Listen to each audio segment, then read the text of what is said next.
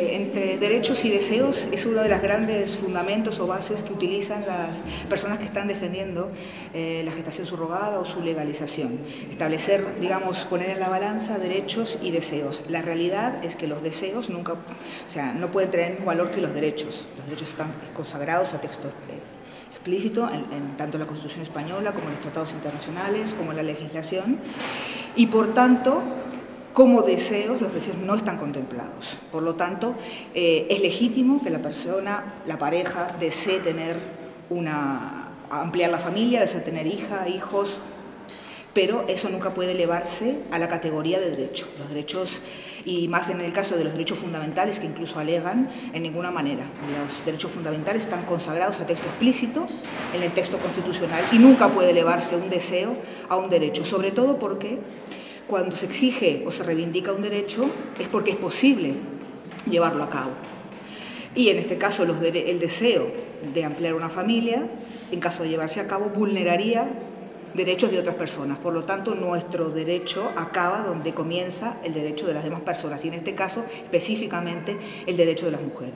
La autonomía de las mujeres, incluso se ha hasta pervertido ese concepto de la libre elección, ¿no? El mito de la libre elección que se utiliza en este tema y en muchos otros. Se ha llegado a pervertir en el sentido de que somos libres para ser madres, en este caso subrogadas. Bueno, con el mismo criterio se utiliza soy libre para prostituirme y también podría decir soy libre para vender mi riñón, pero no todo eso puede hacerse. Hay límites a lo que podemos hacer. Y en este caso se utiliza, la libertad de las mujeres para, ¿no? O sea, mi cuerpo es mío, pero sabemos realmente que eso no es una decisión tomada libremente. Utilizar este argumento es como si pensáramos o viviéramos en una sociedad que no fuera patriarcal. En una sociedad patriarcal tenemos claro que las mujeres tenemos unos roles, unos estereotipos y dentro de ellos el hecho de ser, soy libre para vender mi cuerpo, para ser madre, prostituirme, etc. Es como pensar que no vivimos en una sociedad que condiciona a las mujeres, que no somos ciudadanas plenas, sí en la ley pero no en la realidad. Y, por supuesto, someternos a ese ser para otros, ese altruismo que siempre se nos pide de las mujeres, en este caso específicamente para procrear. O, por ejemplo, también una frase que utiliza Amelia Valcárcel que me gusta mucho es la libertad para ser para otros, ¿no? el deseo de agradar a otras personas. O también Simone de Beauvoir nos trae a colación, o la famosa mítica de la feminidad, que también nos enseña que esto de siempre ser para otras personas nunca va en beneficio o reivindica derechos de las mujeres. Me gustaría traer a colación el último informe que el Comité de Ética ha publicado este año, que nos da 3 opciones. Las opciones en cuanto a la legislación actual es mantenerla, tal cual está, prohibirla definitivamente, o abrir la puerta de la gestación altruista. La comercial no está dentro de las opciones. La legislación actual podemos decir que no está cumpliendo su objetivo, porque si bien declara nulo el contrato de gestación subrogada, no está impidiendo que otras personas vayan a otros países y vengan con las criaturas gestadas en países en los cuales sí se permite el vientre de alquiler. Entonces, digamos que hay como una especie de agujero en la normativa que permite un fraude de ley al traer niños y niñas de otros países. Por lo tanto, la legislación, hay estas 3 posiciones del Comité de Bioética. Si me preguntas a mí, creo que podría ser mejorable. Pero bueno, este artículo está vigente desde el año 88 y en las modificaciones que ha habido en el año 2003 y 2006 no se ha tocado. Hay países en los cuales es aún más restrictivo, es el ejemplo de Alemania. Y hay otros países que han tenido que llevar a cabo las decisiones del Tribunal Europeo de Derechos Humanos, por ejemplo el caso de Francia, que ha tenido que inscribir a menores de edad, teniendo una legislación que no permite la gestación subrogada. Y luego los que han ampliado un poco este tema es el caso de Portugal y de Grecia. No obstante, cuando miramos a los países del entorno, los más permisivos son Rusia, Ucrania, Estados Unidos. Tenemos que también preguntarnos por qué.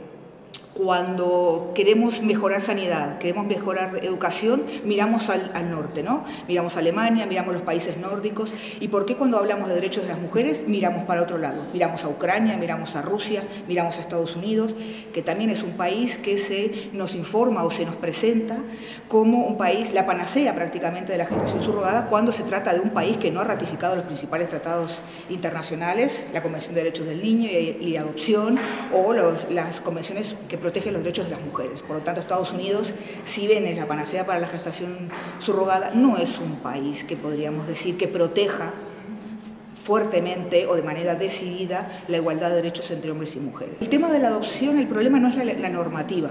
El problema de la adopción es cómo se está llevando a cabo y los plazos que se establecen para llevarlos a cabo. Sobre todo, las asociaciones de padres y madres que trabajan por el tema de la adopción solicitan que se mejoren las instituciones que se llevan a cabo para poder para que se dé la adopción. Por ejemplo, hay determinados países de América Latina que tienen una institución específica que permite o negocia acuerdos internacionales con otros países. La principal queja de estas asociaciones de padres y madres es que España no ha creado esas instituciones que sean interlocutores con estos otros países y de esta manera faciliten los acuerdos internacionales y faciliten la adopción. El tema de la adopción es necesaria mejorar las políticas, mejorar la instrumentalización,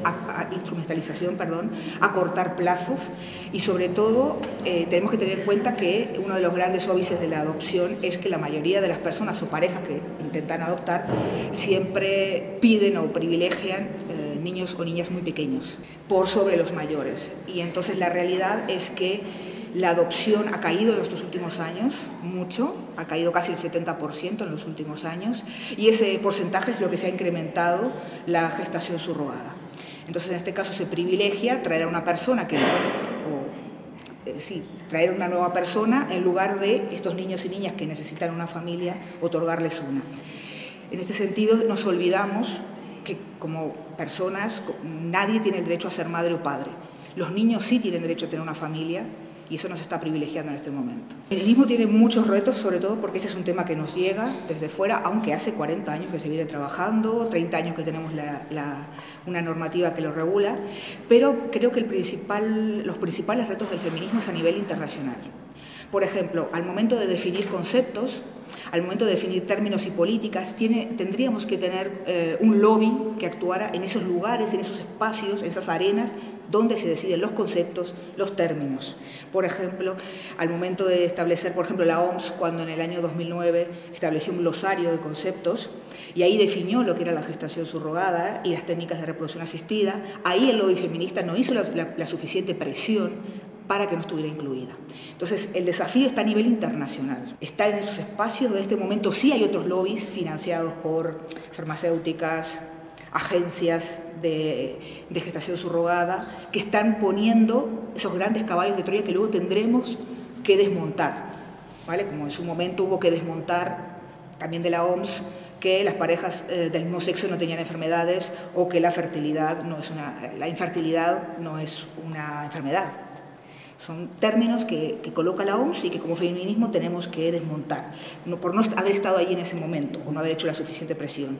Y también a nivel internacional se ha planteado, también desde el Grupo Socialista, en el caso de Ángeles Álvarez, de hacer un gran movimiento internacional de presión para poder plantarle cara a este tema.